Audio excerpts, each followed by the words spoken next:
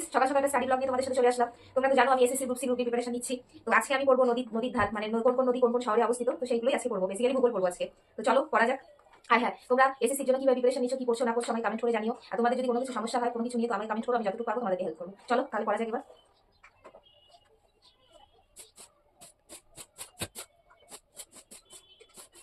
যে নদীর ধারে যেসব শহরগুলি অবস্থিত, তো এর মধ্যে অনেক কমন পড়ে। ঠিক আছে, আমি যেটা করছি আমি সেটাই তোমাদেরকে শেয়ার করছি। যেরকম ধরো কোটা শহরটি কোন নদীর তীরে অবস্থিত? চম্বল নদীর তীরে।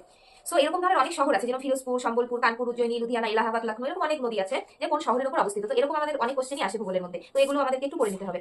যেরকম ধরো কিছু কিছু কোশ্চেন আসে গুরুত্বপূর্ণ বাঁধগুলো, যে ভারতের সর্বোচ্চ বাঁধ কি? তেহরি বাঁধ, ভাগীরথী নদীর তীরে অবস্থিত। তো এখানে এটা কোন রাজ্য জেলাতে অবস্থিত, অবস্থানটাও করতে হবে। তো এরকম অনেক ধরনের কোশ্চেন আমাদের কমন পড়ে যায়, তো এগুলো আমাদেরকে একটু পড়ে নিতে হবে, যেগুলো আমি পড়ি।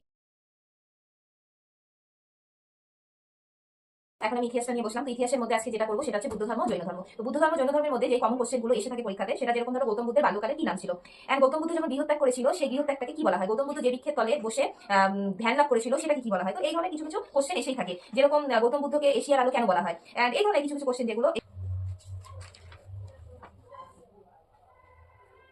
হিউম্যান ডিজিজ, ইম্পর্টেন্ট কিছু কোশ্চেন আছে যেগুলো থেকে পরীক্ষাতে কমন এসেই থাকে, তো সেগুলোই পড়বো আর কি। তো তার মধ্যে যেরকম একটা আছে TB, HIV, malaria, dengue, diphtheria. তো এই ভাইরাসগুলোর উপরে আজকে পড়বো, এইডস অ্যান্ড ডায়রিয়া এইসব। চলো তাহলে পড়া যাক।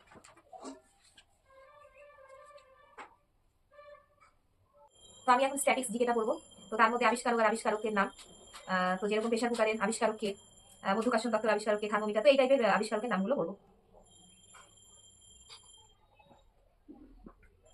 হাতে খুব অল্প সময় আছে, নিজেদের সময়গুলো পড়াশোনাতে কাজে লাগাও, সামনে পরীক্ষা আছে। অ্যান্ড চলো নেক্সট ভিডিওতে দেখা হচ্ছে।